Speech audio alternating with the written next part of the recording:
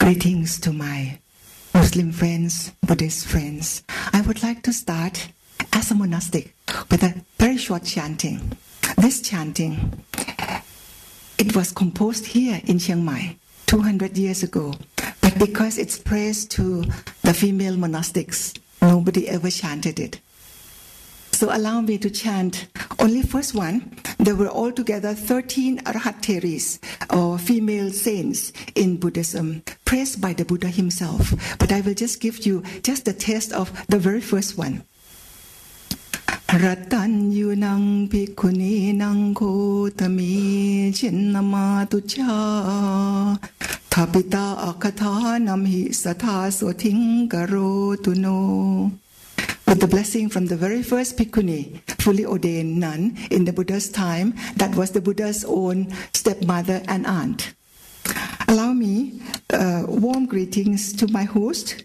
First of all, I would like to congratulate the organizing committees for their far-sightedness to come up with this topic to be discussed at academic level and a clear awareness of the connectedness with people and society.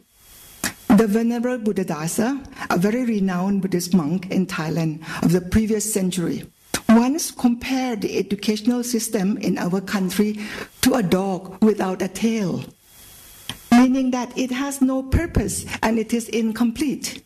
This conference is a great space in time to explore and remedy his comment. I would like to first focus on our understanding about education. Education is not collection of facts and data anymore. A teacher is no more one who imparts knowledge to his students. Previously, a teacher had all the knowledge, and his role was basically to impart his knowledge, what he knew and what he did, to his students. The best student was the one who can exactly copy the knowledge from his teacher. With the far advanced technology, a teacher is not necessarily one who has or knows more information and data than his students. In fact, with the access to internet, some of the students may even have more information than the teacher. The role of a teacher is now to provide direction, to provide guideline, to choose and select the needed information from the abundant information available. It is more important than before that a teacher must have a strong ethical stand in order to provide trust and the necessary guideline for his students. A teacher needs to pose a question again and again. Why we choose this and not that? With this clear direction of engagement with the people and society, the purpose of education will be clearer. Education is to liberate and to uplift a person to a higher level of consciousness. Education must provide for the path so that we can make ourselves more accessible to the need of society. Yes, education is to allow us to allow the university to extend itself to more community engagement. Then I shift a little bit looking at the media. At present age, media is playing a very significant role. It has a large impact on the way people think, feel, and act. It is of utmost importance that people in the media are aware of this and utilize this for the betterment of society. From all the media in Thailand, television plays even a greater role as it is now accessible to larger public. Thai people, unlike people in other cultures, still base their information not so much from reading, but more on seeing and hearing. And television answers directly to their choice of receiving information. I had been academics for more than 3 decades.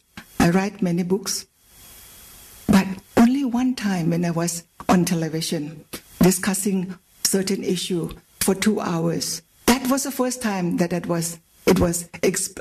was exposed to larger audience. Can you imagine spending 30 years as academic, writing, presenting your paper on a stage like this? It's very limited, only among the academics, and our language is not accessible to the larger audience. So media also must have philosophy. You must have direction. Media must be concerned about the spiritual quality of the public and balance it with the material need to sustain the various programs. Prime time should be allotted to spiritual well-being as it is the key to happiness. We should think out of the usual framework. You know, in Thailand, on Sunday morning, the government allow us to have 1 hour of Dharma talk. It is not necessary that a monk should be invited to preach, because that does not work. It did not work, and it will not work. People just turn off the television.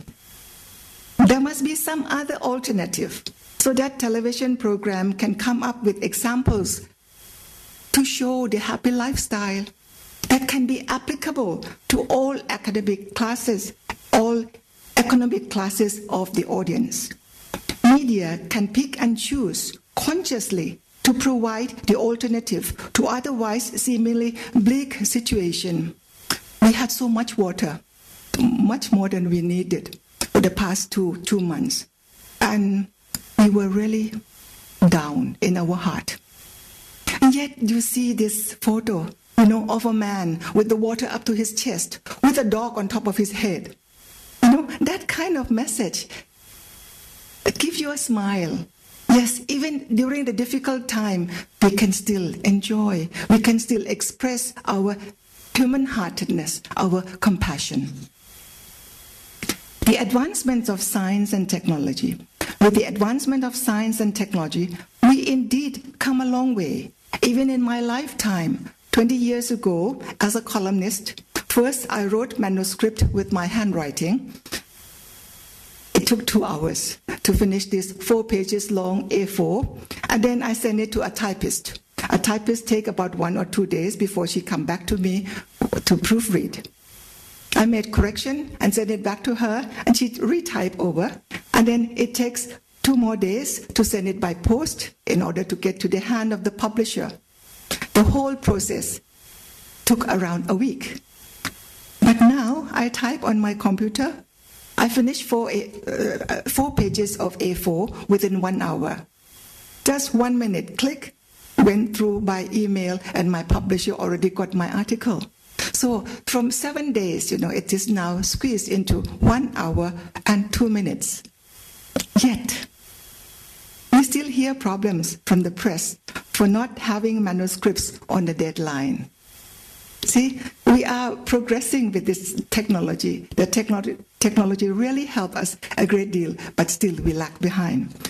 Technology enables man to have all information of the world, about the world, at his fingertip, but all information is looking outward. If we have not lost sight of our purpose in life, which is to be happy, we have to be aware that happiness is not and cannot be drawn from the world outside. Happiness, in fact, is from the state of mind, and the key word is looking inward. This is where spirituality holds its great importance. Spirituality is the ability to see things through, see things as they really are. Happiness, the ultimate goal of our life, is to be able to have access to this. We have been moving, in fact, in the fast lane and have lost sight of our main goal. We as human community seems to have lost direction in our life. And we are just moving fast, only to be in the crowd. And with the crowd, we had to be brave to start asking, where are we going?